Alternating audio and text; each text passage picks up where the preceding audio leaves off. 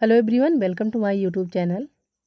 तो देखिए, इस वीडियो में हम यूपी टेट लेवल सेकंड के लिए सोशल साइंस की क्वेश्चन सॉल्व करेंगे। सो आप लोग वीडियो पर कंटिन्यू बने रहिए। तो चलिए, इसमें हम पहला वाला क्वेश्चन करते हैं। तो देखिएगा, इसमें पहला वाला क्वेश्चन है कि सत्य शोधक समाज की स्थापना किसने किया था।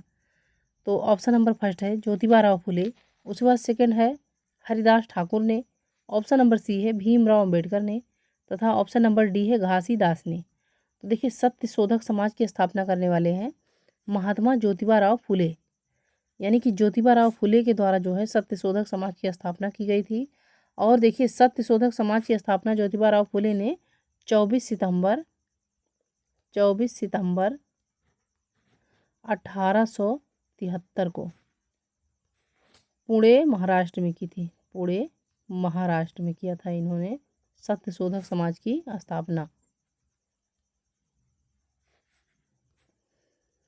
अब देखिएगा कि सत्य शोधक समाज की स्थापना का उद्देश्य जो था, तो इसका उद्देश्य ये था कि सामाजिक समानता, महिला शिक्षा और जाति आधारित भेदभाव उन्मूलन करना। अब चलिए देखिए अगला वाला क्वेश्चन। तो अगला वाला क्वेश्चन है कि निम्नलिखित में से कौन सा राज्य पश्चिम बंगाल के साथ अपनी सीमा साझा नहीं करता है। तो बताइएगा।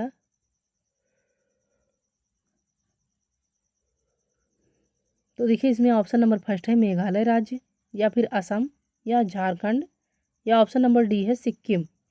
तो क्वेश्चन में कहा गया है कि ऐसा कौन सा राज्य है जो पश्चिम बंगाल के साथ अपनी सीमा साझा नहीं करता है।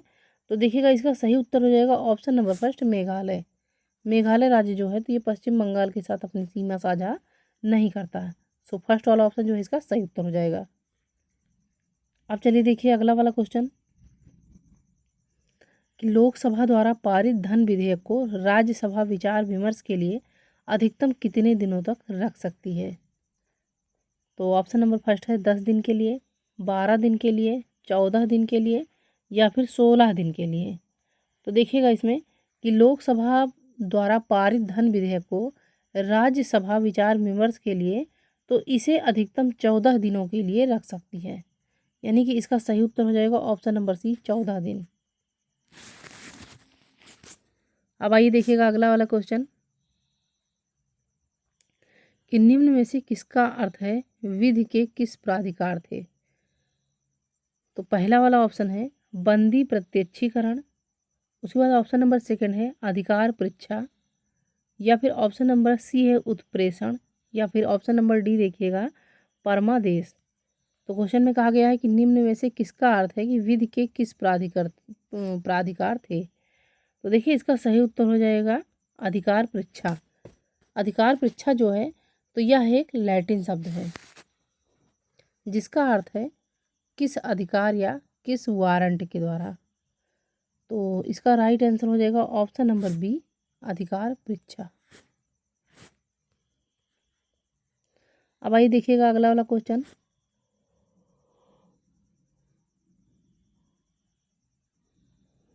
तो देखिए नेक्स्ट क्वेश्चन है कि जब नदी समुद्र के पास पहुंचती है तो यह कई वितरिकाओं में विभाजित हो जाती है और प्रत्येक वितरिका अपना मुंह बनाती है।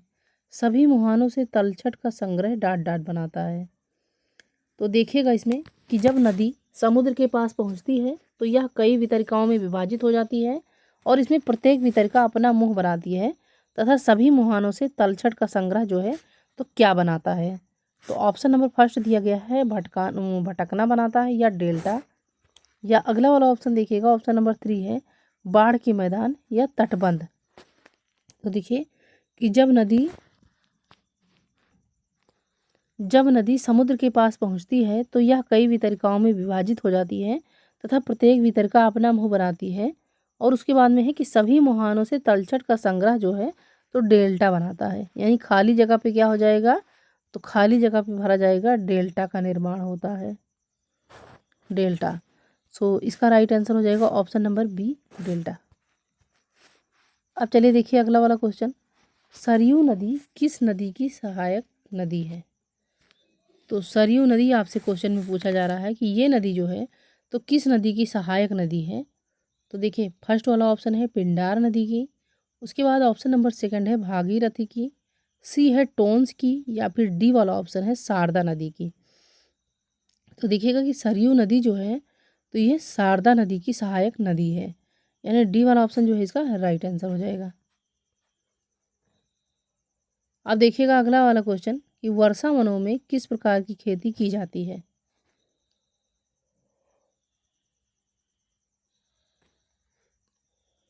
तो देखिए ऑप्शन नंबर फर्स्ट है काट कर जला दो, उसके बाद बी है लंबवत खेती, सी वाला ऑप्शन है सूखी खेती, या फिर डी है सीढ़ीदार खेती। तो देखिए वर्षा वनों में जो है तो काट कर जला दो इस प्रकार की खेती की जाती है, यानी इसका राइट आंसर हो जाएगा ऑप्शन नंबर फर्स्ट।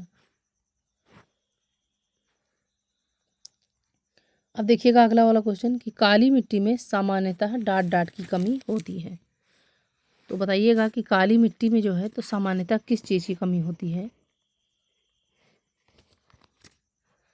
तो पहले वाले ऑप्शन में दिया गया है लाइम, मैग्नीशियम सेकंड ऑप्शन है, फास्फोरस थर्ड है, तथा पोटास ऑप्शन नंबर फोर्थ है। तो देखिए काली मिट्टी में सामान्यतः जो है तो फास्फोरस की कमी होती है, यानी सी वाला ऑप्शन जो है इसका सही उत्तर हो जाएगा। और देखिए फास्फोरस के अलावा जो है तो नाइट्रोजन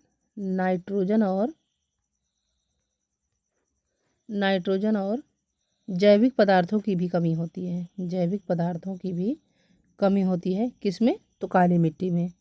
अब देखिए काली मिट्टी में मान लीजिए पूछा जाता है कि किसकी जो है प्रचुरता अधिक मात्रा में होती है, तो काली मिट्टी में कैल्शियम, पोटास और मैग्नीशियम से ये मिट्टी जो है तो भरपूर होती है, यानी इसमें जो है तो कैल्शियम, पोटास और मैग्नीशियम की प्रचुरता होती है।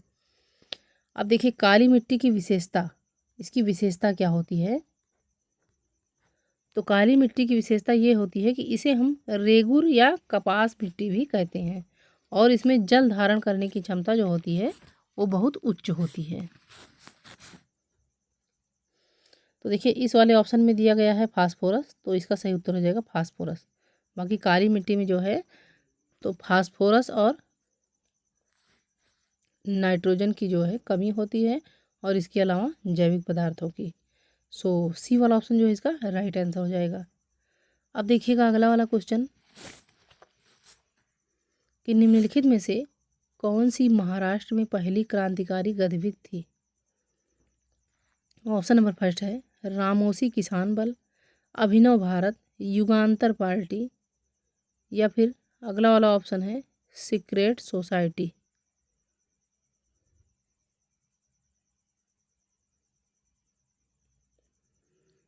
तो देखिए इसका सही उत्तर हो जाएगा ऑप्शन नंबर फर्स्ट रामोसी किसान बल, यानी महाराष्ट्र में पहली क्रांतिकारी गतिविधि थी रामोसी किसान बल। अब देखिए ये रामोसी किसान बल जो है तो ये क्रांतिकारी गतिविधि किसके द्वारा की गई थी, तो ये किया गया था वासुदेव बलवंत फड़के के द्वारा 1879 में। राइट आंसर इसका हो जाएगा ऑप्शन नंबर फर्स्ट। अब देखिए अगला वाला क्वेश्चन देखिएगा इसमें। तो अगला वाला क्वेश्चन है कि मध्यकालीन समाज में मुजेरियन शब्द का अर्थ होता है। तो मुजेरियन शब्द का अर्थ क्या होता है मध्यकालीन इतिहास में, जमींदार, किराएदार, ग्राम प्रधान, या फिर व्यापारी। तो देखिएगा मध्यकालीन इतिहास में मुजेरियन शब्द का अर्थ होता था किराएदार। सही उत्तर इसका हो जाएगा ऑप्शन नंबर बी। आइए देखिएगा अगला वाला क्वेश्चन कि निम्नलिखित में से किस शासक ने चहलगनी की शक्ति को तोड़ा था। तो चहलगनी की शक्ति तोड़ने वाले शासक कौन थे, इल्तुतमिश थे, या फिर रजिया थी, या बलबन, या फिर अलाउद्दीन खिलजी। तो देखिए इसमें कि चहलगनी की शक्ति तोड़ने वाला कौन सा शासक था, तो देखिए इसका राइट आंसर हो जाएगा बलबन, यानी गयासुद्दीन बलबन। सही उत्तर इसका हो जाएगा ऑप्शन नंबर सी। अब आइए देखिए अगला वाला क्वेश्चन, अचिंत भेदा अभेद वेदांत दर्शन की शुरुआत किसने की। तो अचिंत भेदा अभेद वेदांत दर्शन की शुरुआत पूछा जा रहा है कि इसे जो है किसने किया था, तो चैतन्य ने किया था, या फिर मीराबाई ने, या ऑप्शन नंबर सी है तुलसीदास ने, या डी देखिए सूरदास ने। तो देखिए इसका राइट आंसर हो जाएगा अचिंत भेदा अभेद वेदांत दर्शन की शुरुआत करने वाले हैं श्री महाप्रभु चैतन्य। राइट आंसर इसका हो जाएगा ऑप्शन नंबर फर्स्ट।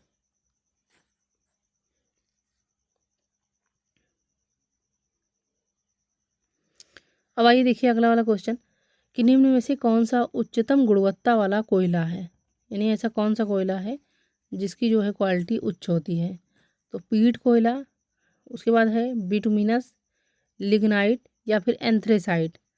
तो उच्चतम क्वालिटी वाला कोयला आपसे पूछा जा रहा है कि उच्चतम गुणवत्ता वाला कोयला जो है तो कौन सा है। तो देखिए इसका राइट आंसर हो जाएगा एंथ्रेसाइट। एंथ्रेसाइट कोयला जो होता है तो ये अत्यंत उच्च क्वालिटी का कोयला होता है और यह अत्यंत कठोर चमकदार काला कोयला होता है जिसमें 90% से अधिक जो है कार्बन होता है। इसमें कितने प्रतिशत से अधिक, तो 90% से अधिक जो है कार्बन की मात्रा होती है तथा नमी की मात्रा जो होती है तो इसमें बहुत कम होती है। तो सबसे उच्च क्वालिटी का कोयला कौन सा होगा, तो सबसे उच्च क्वालिटी का कोयला होगा एंथ्रासाइट कोयला। सो डी वाला ऑप्शन जो है इसका राइट आंसर हो जाएगा।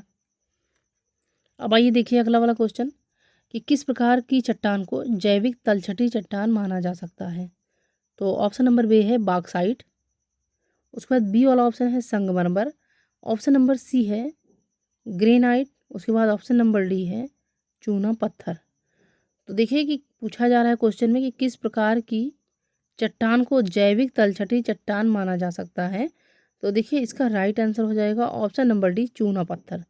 चूना पत्थर और कोयला को जो है तो तलछटी चट्टान माना जाता है, यानी जैविक तलछटी चट्टान माना जाता है। किसे, तो चूना पत्थर और कोयला को। सो इसका राइट आंसर हो जाएगा ऑप्शन नंबर डी।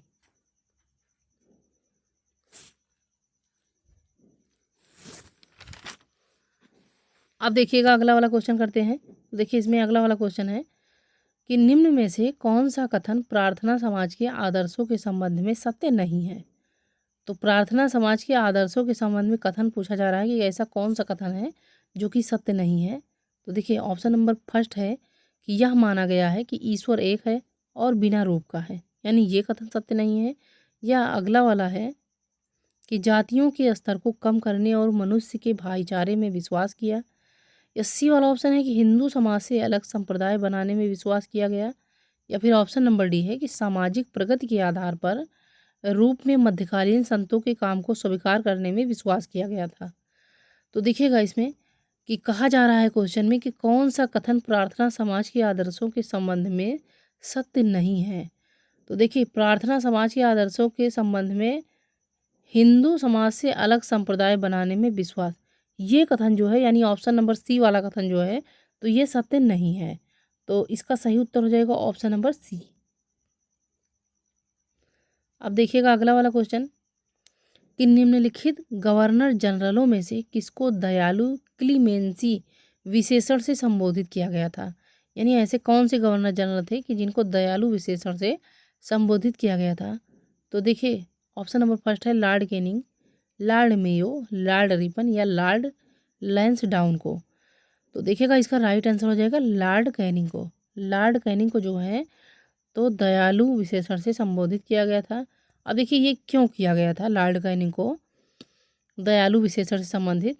तो 1857 के विद्रोह के बाद जब लॉर्ड कैनिंग ने विद्रोही भारतीयों के प्रति नरम रुख अपनाया और बिना सोचे समझे रक्तपात न करने की नीति अपनाई, इसीलिए जो है तो लॉर्ड कैनिंग को दयालु विशेषण से संबोधित किया गया है, यानी इसे संबोधित किया था अंग्रेजों ने। सो इसका राइट आंसर हो जाएगा ऑप्शन नंबर फर्स्ट। अब चलिए देखिए अगला वाला क्वेश्चन, गवर्नर जनरल को सम्राट का सेवक घोषित करने वाला वाक्यांश कब उसकी आधिकारिक मुहर से हटा दिया गया था। तो देखिए ऑप्शन नंबर फर्स्ट है भारत सरकार अधिनियम 1858 के बाद, उसके बाद 1833 के चार्टर अधिनियम के बाद, या फिर ऑप्शन नंबर 3 है 1813 के चार्टर अधिनियम के बाद, या फिर अगला है भारत सरकार अधिनियम 1947 के बाद। तो देखिए इसमें कि पूछा जा रहा है क्वेश्चन में कि गवर्नर जनरल को सम्राट का सेवक घोषित करने वाला वाक्यांश कब उसकी आधिकारिक मुहर से हटा दिया गया था। तो देखिए इसे हटा दिया गया था भारत सरकार अधिनियम 1858 के बाद, यानी कि इसका राइट आंसर हो जाएगा ऑप्शन नंबर फर्स्ट।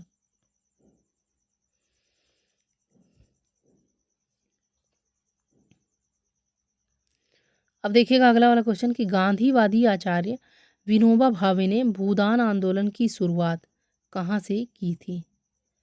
तो गांधीवादी आचार्य विनोबा भावे ने भूदान आंदोलन की शुरुआत जो है तो कहाँ से की थी? लखनऊ से की थी, या पोचमपल्ली से की थी, या कोच्चि से की थी, या फिर चेन्नई से की थी? तो देखिएगा इसमें कि गांधीवादी आचार्य विनोबा भावे ने भूदान आंदोलन की शुरुआत पोचमपल्ली गांव से की थी। अब ये पोचमपल्ली गांव कहाँ पर है? तो ये है आंध्र प्रदेश में।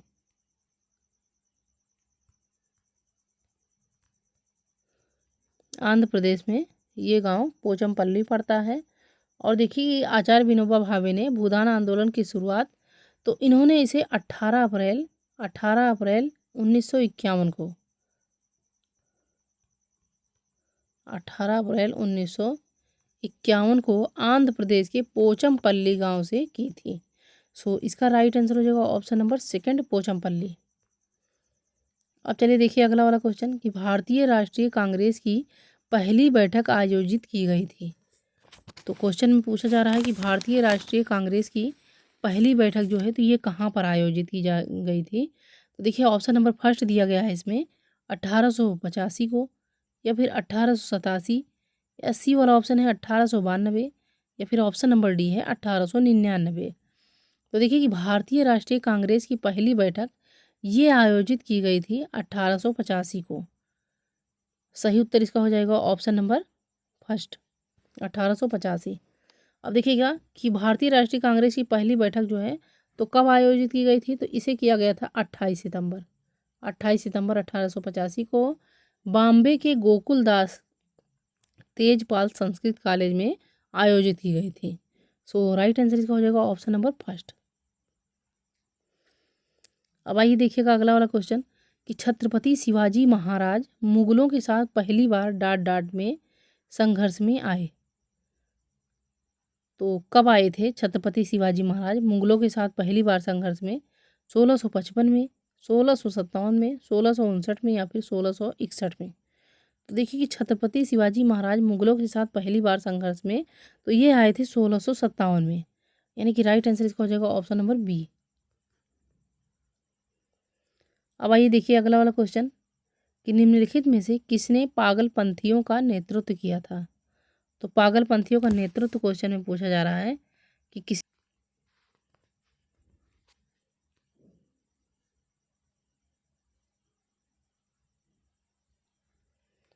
तो ऑप्शन नंबर फर्स्ट है काहनू, उसके बाद ऑप्शन नंबर सेकंड है टीटू मीर, करम शाह, या दादू मियाँ? तो देखिएगा इसमें कि पागलपंथियों का नेतृत्व जो है तो इसे करने वाले हैं करम शाह। किसने किया था? तो करम शाह ने। कब किया था? तो 1825 तथा 1850 के दौरान। 1825 से लेकर के 1850 के दौरान किया था। किसने किया था? तो करम शाह ने। Right answer option number C. अब देखिए अगला वाला क्वेश्चन कि निम्नलिखित में से किस ये तो हो गया ना। उसके बाद अगला वाला क्वेश्चन देखिएगा कि दिल्ली में कुआवत उल इस्लाम मस्जिद का निर्माण दिल्ली के किस सुल्तान ने करवाया था? तो देखिए कि दिल्ली में कुआउद उल मस्जिद का निर्माण जो है तो इसे कराया था कुतुबुद्दीन ऐबक ने। Right answer option number C हो जाएगा।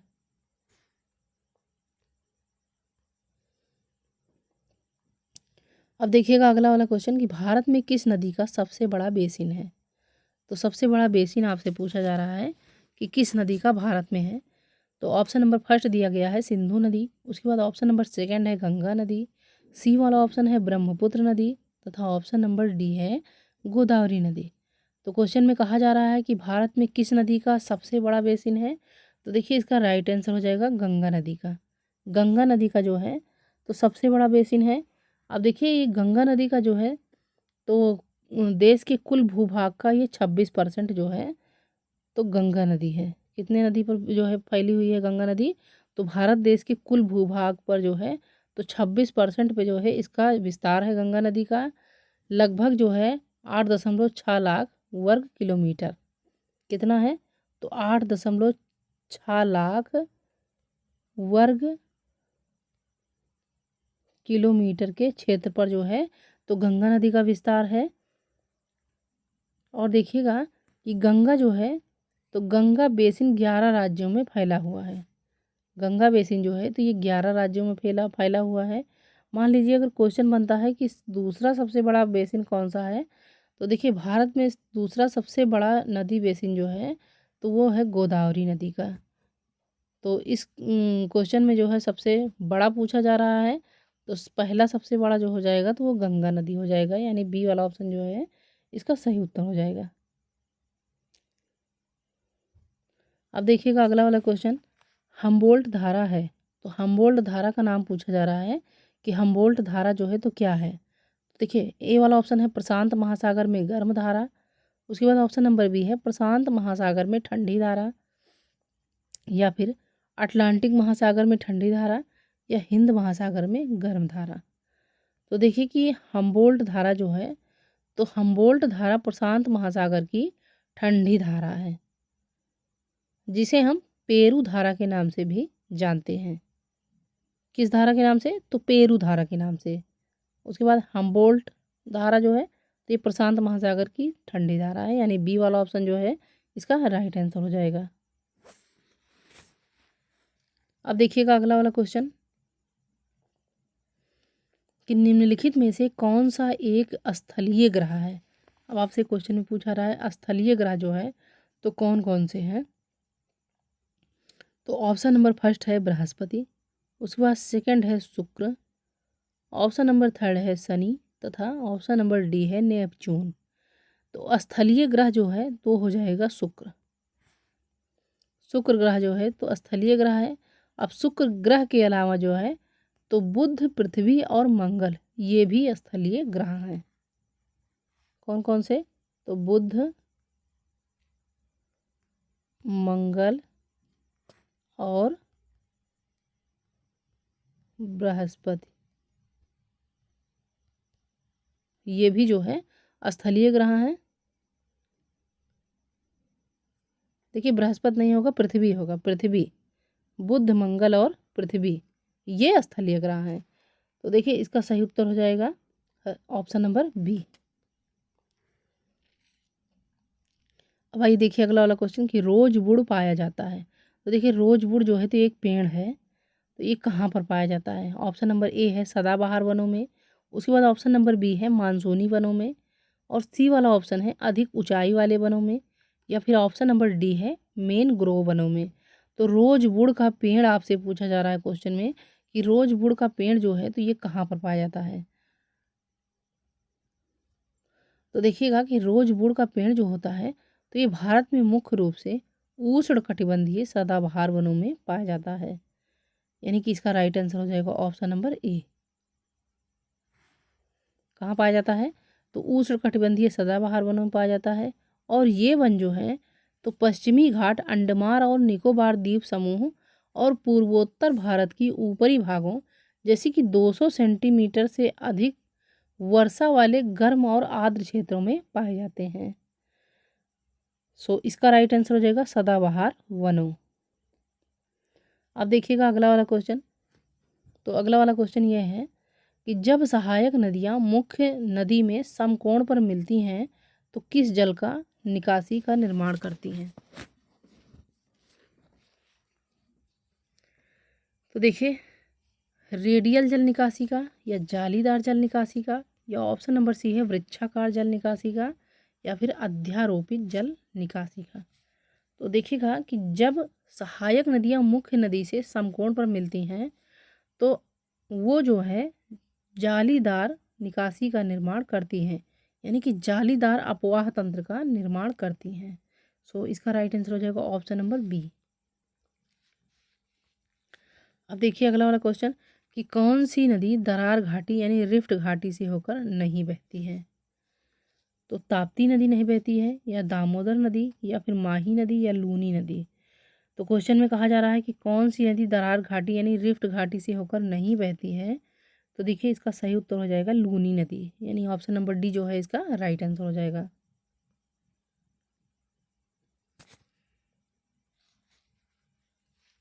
अब देखिएगा अगला वाला क्वेश्चन 29 नंबर क्वेश्चन है कि कांग्रेस ने किस अधिवेशन में पूर्ण स्वराज का प्रस्ताव पारित किया था। तो ऑप्शन नंबर फर्स्ट है लाहौर अधिवेशन में, उसके बाद ऑप्शन नंबर सेकंड है कलकत्ता अधिवेशन में, उसके बाद देखिएगा ऑप्शन नंबर सी है मद्रास अधिवेशन में, या डी है लखनऊ अधिवेशन में। तो देखिएगा इसमें कि कांग्रेस ने जो है तो पूर्ण स्वराज का प्रस्ताव इन्होंने लाहौर अधिवेशन में पारित किया था। कब पारित किया था? तो इसे किया था 1929 में। 1929 में कौन सा अधिवेशन था? तो लाहौर अधिवेशन था। अध्यक्षता, तो अध्यक्षता थी भारत के पहले प्रधानमंत्री पंडित जवाहरलाल नेहरू जी की। सो इसका राइट आंसर हो जाएगा ऑप्शन नंबर फर्स्ट, लाहौर अधिवेशन।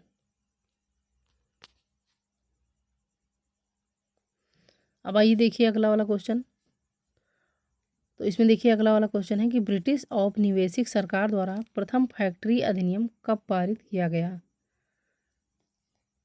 तो ऑप्शन नंबर ए है 1867 में, ऑप्शन नंबर बी है 1876 में, ऑप्शन नंबर सी है 1881 में, या फिर ऑप्शन नंबर डी है 1884 में।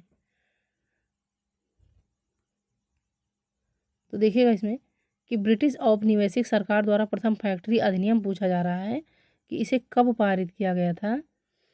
तो इसे पारित किया गया था 1881 में लॉर्ड रिपन के कार्यकाल में। किसके कार्यकाल में? तो लॉर्ड रिपन के कार्यकाल में 1881 में।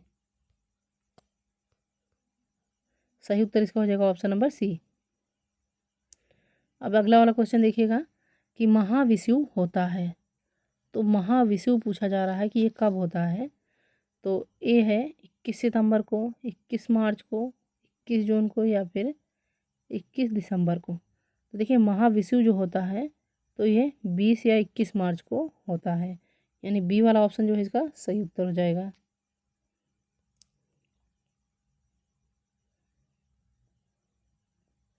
अब आइए देखिए अगला वाला क्वेश्चन कि निम्नलिखित में से कौन मध्य स्तरीय बादल है।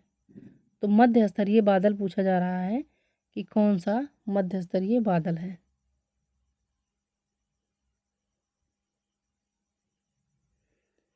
तो पहला वाला ऑप्शन है पच्छाब कपासी, मध्य स्तरीय, स्तरीय कपासी, या फिर मध्य कपासी।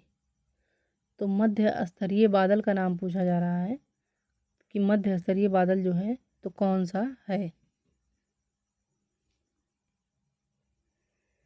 तो देखिएगा ऑप्शन नंबर फर्स्ट है कि पहला और तीसरा सही हो जाएगा, या फिर ऑप्शन नंबर बी है पहला चौथा, सी है दूसरा तीसरा, या फिर डी है दूसरा और चौथा।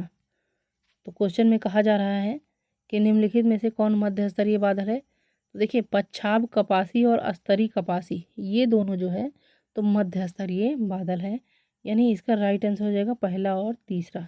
सो पहला और तीसरा जो है ऑप्शन नंबर ए में है। ऑप्शन नंबर ए जो है इसका सही उत्तर हो जाएगा। अब आइए देखिए अगला वाला क्वेश्चन, आरोरा ध्रुवीय ज्योति निम्नलिखित में से किस परत में होता है। तो आरोरा ध्रुवीय ज्योति का नाम पूछा जा रहा है कि ये जो है किस परत में होता है। तो ऑप्शन नंबर फर्स्ट है आयन मंडल में, बी है समताप मंडल में, उसके बाद सी है मध्य मंडल में, तथा डी है उपरोक्त में से कोई नहीं। तो देखिए कि आरोरा ध्रुवीय ज्योति जो है तो ये होता है आयन मंडल में। राइट आंसर इसका हो जाएगा ऑप्शन नंबर ए। अब देखिएगा अगला वाला क्वेश्चन कि निम्न में से कौन सा कथन मुख्यमंत्री के संदर्भ में सही नहीं है। तो मुख्यमंत्री के संदर्भ में ऐसा कौन सा कथन है जो कि सही नहीं है पूछा जा रहा है। तो देखिए कि मुख्यमंत्री की नियुक्ति राज्यपाल द्वारा की जाती है, उसके बाद मुख्यमंत्री राज्य सरकार का मुख्य प्रवक्ता होता है, या फिर वह अंतर राज्यीय परिषद का प्रमुख होता है, या वह राष्ट्रीय विकास परिषद का सदस्य होता है। तो पूछा जा रहा है कि कौन सा कथन जो है मुख्यमंत्री के संदर्भ में सही नहीं है। तो इसका राइट आंसर हो जाएगा ऑप्शन नंबर सी कि वह अंतर्राज्यीय परिषद का प्रमुख होता है। ये कथन जो है ये सही नहीं है। सो सी इज राइट आंसर। अगला क्वेश्चन देखिए कि निम्नलिखित में से कौन लोक हितवादी के रूप में प्रसिद्ध था। यानी ऐसा कौन सा व्यक्ति था कि जो लोक हितवादी के रूप में प्रसिद्ध था। तो देखिए ऑप्शन नंबर ए है गोपाल हरि देशमुख, उसके बाद बी है ईश्वर चंद्र विद्यासागर, सी वाला ऑप्शन देखिए कि महादेव गोविंद रनाडे, या फिर अक्षय कुमार दत्त। तो ऐसे कौन से व्यक्ति थे जो लोक हितवादी के रूप में प्रसिद्ध थे। तो देखिए इसका राइट आंसर हो जाएगा option number A, Gopal Hari Deshmukh. Gopal Hari Deshmukh जो थे तो ये लोक हितवादी के रूप में प्रसिद्ध थे। सो ए वाला ऑप्शन जो है इसका सही उत्तर हो जाएगा। अब देखिएगा अगला वाला question, Deccan education society Pune की स्थापना किस वर्ष में हुई थी? तो डेक्कन एजुकेशन सोसाइटी पूछा जा रहा है कि डेक्कन एजुकेशन सोसाइटी जो है तो ये पुणे में जो है इसकी स्थापना किस वर्ष में की गई थी? तो ऑप्शन नंबर ए है 1881, 1882, 1875 या 1884। तो देखिएगा कि डेक्कन एजुकेशन सोसाइटी पुणे की स्थापना तो ये किया गया था 24 अक्टूबर। कब किया गया था? तो 24 अक्टूबर 1884 को, यानी कि इसका सही उत्तर हो जाएगा ऑप्शन नंबर डी। अब आइए देखिए अगला वाला क्वेश्चन है, मार्च 1914 में कोमागाटू मारू जहाज द्वारा ले जाए गए भारतीय प्रवासियों के उतारने पर किस देश ने कठोर प्रतिबंध लगाए थे? तो देखिएगा सारे क्वेश्चन जो है बेहद इम्पॉर्टेंट क्वेश्चन है। सो आप लोग पूरा क्वेश्चन सॉल्व जरूर करिएगा क्योंकि कहीं से भी क्वेश्चन आ सकता है। देखिए मार्च 1914 में कोमागाटू मारू जहाज द्वारा ले जाए गए भारतीय प्रवासियों के उतारने पर पूछा जा रहा है कि किस देश ने कठोर प्रतिबंध लगाए थे? तो ऑप्शन नंबर ए है यूएसए ने, इंग्लैंड ने, जापान ने या फिर कनाडा ने। तो देखिए इसका राइट आंसर हो जाएगा ऑप्शन नंबर डी, कनाडा ने। अब आइए देखिए अगला वाला क्वेश्चन देखिएगा, निम्नलिखित में से कौन सी रचना संगम साहित्य के अंतर्गत नहीं आती है? तो ऐसी कौन सी रचना है जो कि संगम साहित्य के अंतर्गत नहीं आती है? तो देखिए ये जो है बहुत ही इम्पोर्टेंट क्वेश्चन है। ये यूपी टेट की एग्ज़ाम में और सी टेट एग्ज़ाम में दोनों में पूछा जाता है। तो ऑप्शन नंबर फर्स्ट है अमुक्तमाल्यदा या फिर वलयापति, या अगला वाला ऑप्शन देखिएगा शिल्पादिक्रम या फिर मणिमेखलाई। तो बताइएगा कि ऐसी कौन सी रचना संगम साहित्य के अंतर्गत नहीं आती है? तो संगम साहित्य के अंतर्गत जो है अमुक्तमाल्यदा ये रचना नहीं आती है, यानी कि राइट आंसर हो जाएगा ऑप्शन नंबर ए। बाकी जो है याद रखिएगा कि संगम साहित्य के अंतर्गत कौन कौन सी रचनाएं आती हैं? तो वलयापति, शिल्पादिक्रम तथा मणिमेखलाई ये रचनाएं जो है तो संगम साहित्य के अंतर्गत आती हैं, लेकिन अमुक्तमाल्यदा जो है तो ये रचना संगम साहित्य के अंतर्गत नहीं आती है। तो नहीं पूछा गया है ऑप्शन में, तो नहीं के लिए ऑप्शन नंबर फर्स्ट जो है सही उत्तर होगा। अब देखिएगा ये वाला क्वेश्चन देखिए कि निम्नलिखित में से कौन उत्तर प्रदेश के फर्रुखाबाद के पहले नवाब थे? तो उत्तर प्रदेश के फर्रुखाबाद के पहले नवाब का नाम पूछा जा रहा है कि ऐसे कौन से व्यक्ति थे जो कि उत्तर प्रदेश के फर्रुखाबाद के पहले नवाब थे? ऑप्शन नंबर फर्स्ट है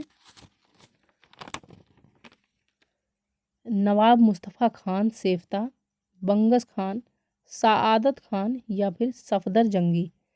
तो देखिएगा कि उत्तर प्रदेश के फर्रुखाबाद के पहले नवाब का नाम है नवाब मुस्तफ़ा खान सेफ्ता।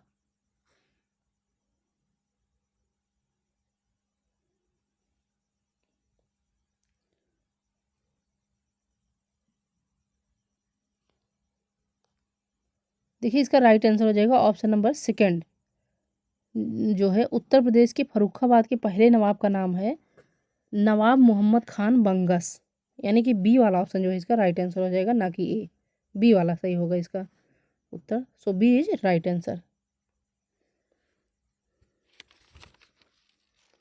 अब देखिएगा अगला वाला क्वेश्चन, ये वाला क्वेश्चन है कि दिल्ली सल्तनत के निम्नलिखित सुल्तानों में से किसने रक्त और लोहे की नीति अपनाई थी? यानी ऐसे कौन से सुल्तान थे जिन्होंने रक्त और लोहे की नीति अपनाई थी? तो देखिए ऑप्शन नंबर फर्स्ट दिया गया है इल्तुतमिश, उसके बाद बी है नासिर उद्दीन महमूद, बलबन या फिर कैकूबाद। तो देखिएगा इसमें कि दिल्ली सल्तनत की पूछा जा रहा है क्वेश्चन में कि किस सुल्तान ने रक्त और लोहे की नीति अपनाई थी। सो देखिए इसका राइट आंसर हो जाएगा Ghiyasuddin Balban. Option number C जो है इसका राइट आंसर हो जाएगा।